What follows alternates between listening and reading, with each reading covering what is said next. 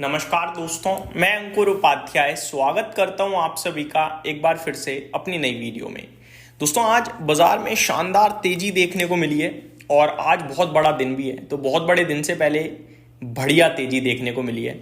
I think market की expectations ये हैं कि शायद उतना खराब ना आए या फिर पूरा मार्केट डरा हुआ है और डर में किसी ने लॉन्ग पोजीशन बना लिया तो पैसा बन रहा है वो।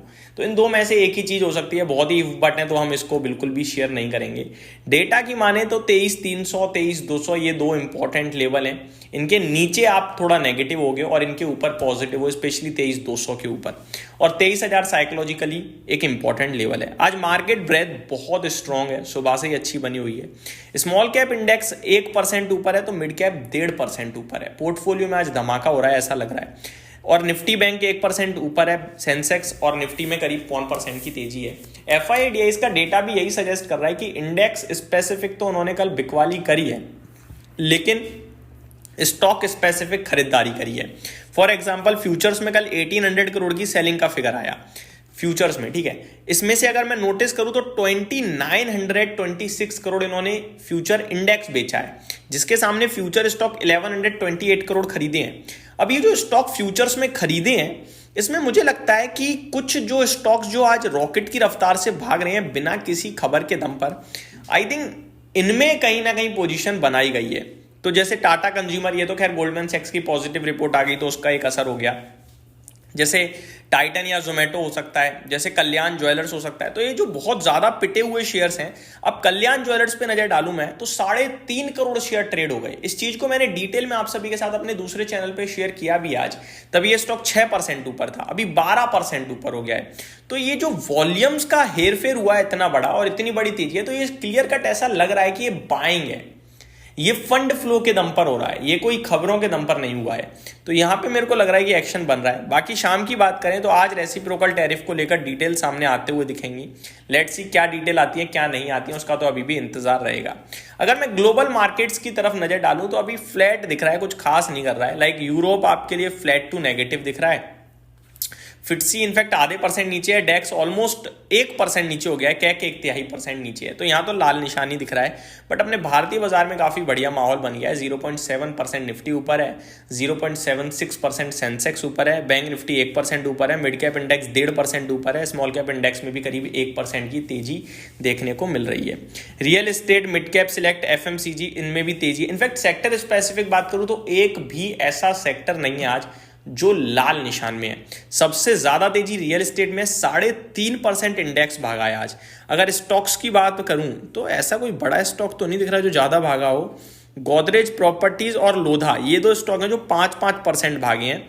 बाकी तो सब में दो नहीं, गोदरेज प्रॉपर्टीज, लोधा, हाँ यही दो है 5% ऊपर। बाकी तो 3-2% ऊपर है। इंडेक्स 3.5% ऊपर हो गया है।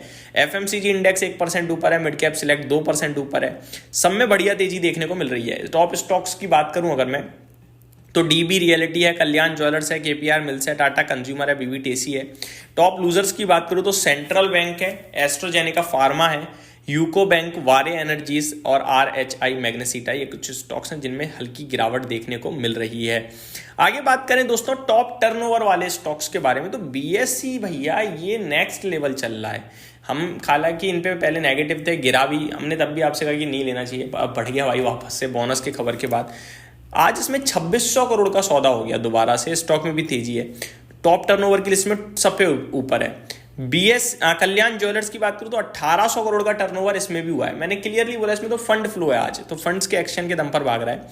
BEL की बात करें तो 1400 करोड़ का टर्नओवर हुआ है, यहाँ भी गिरावट देखने को मिल रही है। तो यहाँ आई थिंक थोड़ी सेलिंग वगैरह देखने को मिल रही है। दोस्तों कल हम लोग रिएक्ट करेंगे रेसिप्रोकल टैरिफ पे, लेकिन कल और भी कुछ चीज है और वो है आपका डेटा ड्रिवन चीज होगी। कल एक्सपायरी है निफ्टी की। हालांकि पहले वीक की एक्सपायरी है, ज्यादा डेटा है नहीं, बट फिर भी मैं आपको लेवल्स देना चाहूंगा। जैसा कि मैंने शुरुआत में बोला 23,200 बड़ा इंपॉर्टेंट होगा। 23,200 इंपॉर्टेंट होगा तेजी करने वालों के लिए। जी हाँ, तेजी करने वालों के लिए पहला इंपॉर्टेंट लेवल 23,300 है। 23,300 पे अच्छे खासे कॉल राइटर्स और पुट राइटर्स दोनों बैठे हुए हैं। तो जिन्होंने पुट राइट करी हुई है वो तो चाहते हैं कि भैया 23,200 से ऊपर रहे बाजार, और जिन्होंने कॉल राइट करी हुई है वो चाहते हैं 23,300, सॉरी, जिन्होंने पुट राइट करी है 23,300 की वो चाहते हैं 23,300 से ऊपर रहे बाजार, और जिन्होंने कॉल राइट करी है वो चाहते हैं 23,300 से नीचे रहे बाजार।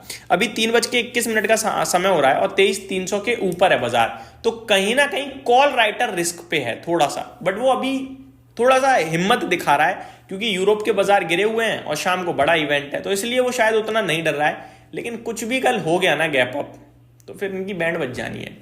23,200 की बात करें तो यहां ज्यादा पुट राइटर हैं सारे के सारे, तो गलती से कल गैप डाउन हो गया और 23,200 के नीचे चले गए तो कल 200 पॉइंट और चले जाओगे आप, 23,000 आ जाओगे सीधे।